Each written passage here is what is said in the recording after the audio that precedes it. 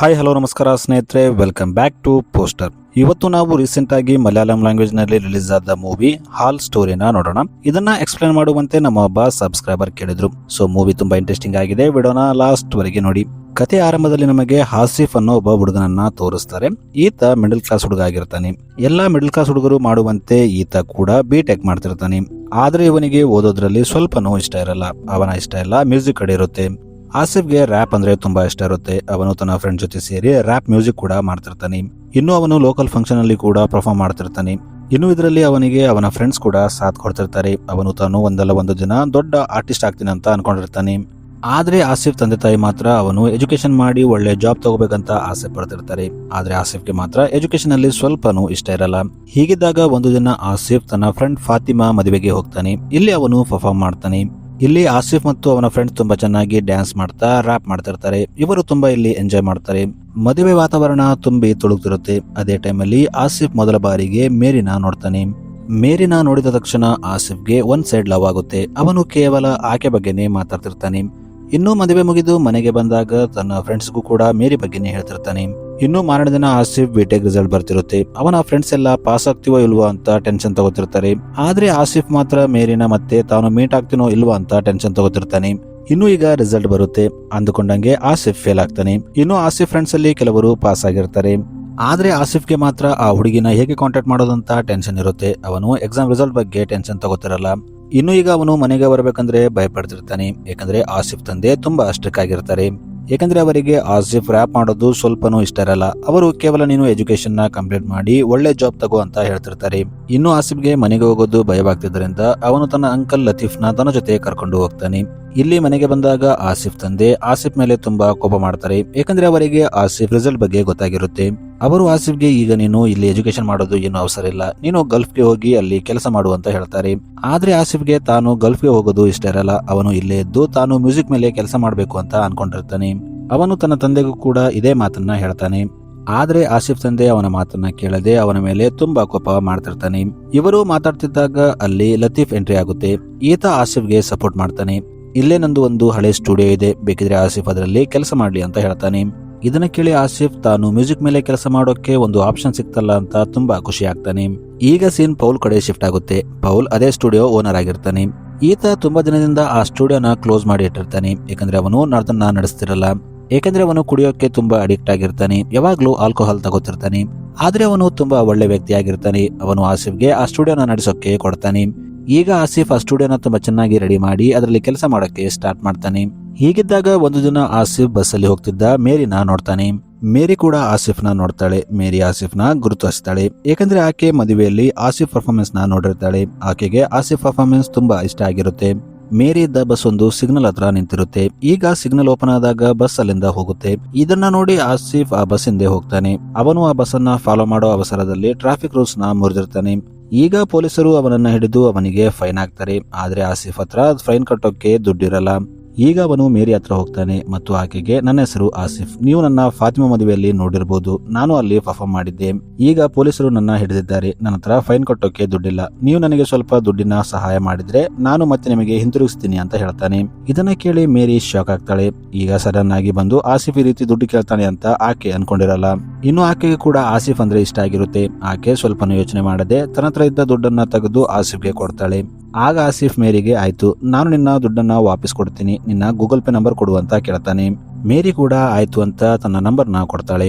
Google pay ನಲ್ಲಿ ಮೇರಿ ಹೆಸರು ಮೇರಿ ಫರ್ನಾಂಡಿಸ್ ಅಂತ ಬರುತ್ತೆ. ಇಲ್ಲಿ ಆಸಿಫ್ಗೆ ಮೇರಿ ಒಬ್ಬ ಕ್ರಿಶ್ಚಿಯನ್ ಅಂತ ಗೊತ್ತಾಗುತ್ತೆ. ಆದ್ರೆ ಆಲ್ರೆಡಿ ಅವನು ಮೇರಿನ ಇಷ್ಟಪಟ್ಟಿರ್ತಾನೆ. ಅದಕ್ಕೆ ಅವನು ರಿಲಿಜನ್ ಬಗ್ಗೆ ತಲೆಗೆಡಿಸ್ಕೊಳ್ಳಲ್ಲ. ಇನ್ನು ಆಸಿಫ್ ಮನೆಗೆ ಬಂದಾಗ ಮೇರಿಗೆ ಗೂಗಲ್ ಪೇ ಮಾಡ್ತಾನೆ. ಅವನು ಮೇರಿಗೆ ಗೂಗಲ್ ಪೇ ನಲ್ಲಿ ಮೆಸೇಜ್ ಮಾಡೋಕೆ ಸ್ಟಾರ್ಟ್ ಮಾಡ್ತಾನೆ.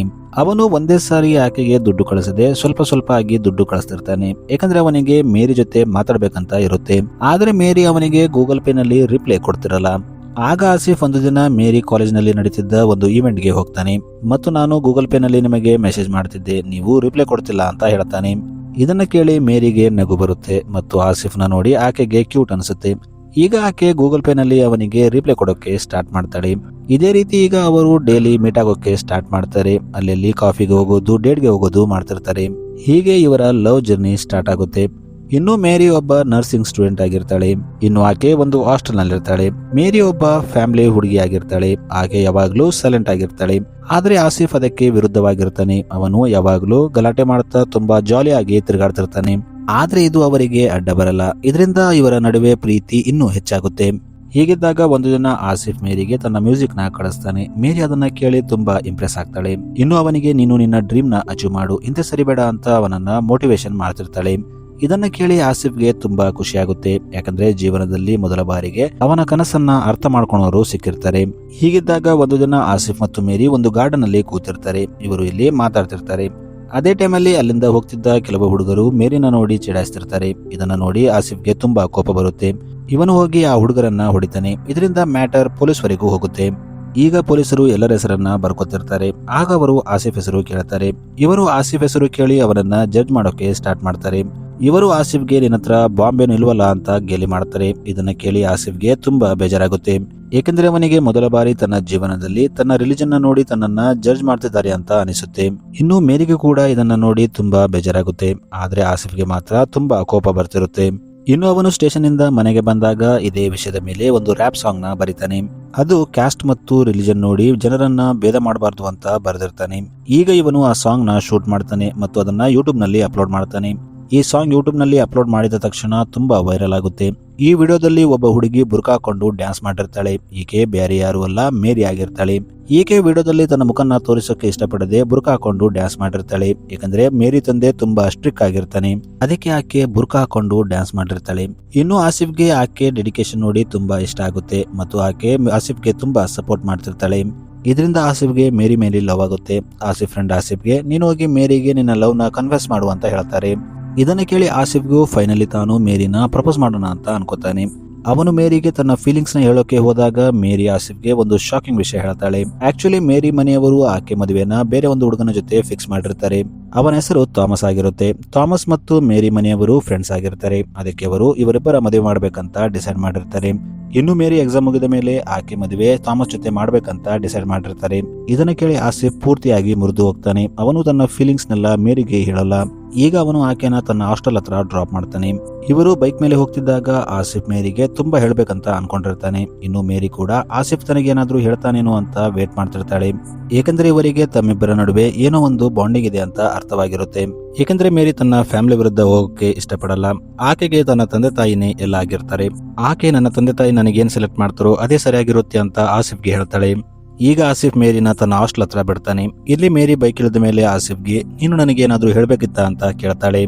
ಆದ್ರೆ ಆಸಿಫ್ ನಗ್ತಾ ಮೇರಿಗೆ ನಾನು ಏನು ಹೇಳಿದೇನೆ ನಿನಗೆ ಎಲ್ಲ ಅರ್ಥ ಆಗಿದೆ ಅಂತ ನನಗೆ ಗೊತ್ತಾಯ್ತು ಅಂತ ಹೇಳ್ತಾನೆ. ಇಲ್ಲಿ ಮೇರಿ ಮತ್ತು ಆಸಿಫ್ ಒಬ್ಬರನ್ನೊಬ್ಬರು ಸುಮ್ಮನೆ ನೋಡ್ತಾರೆ.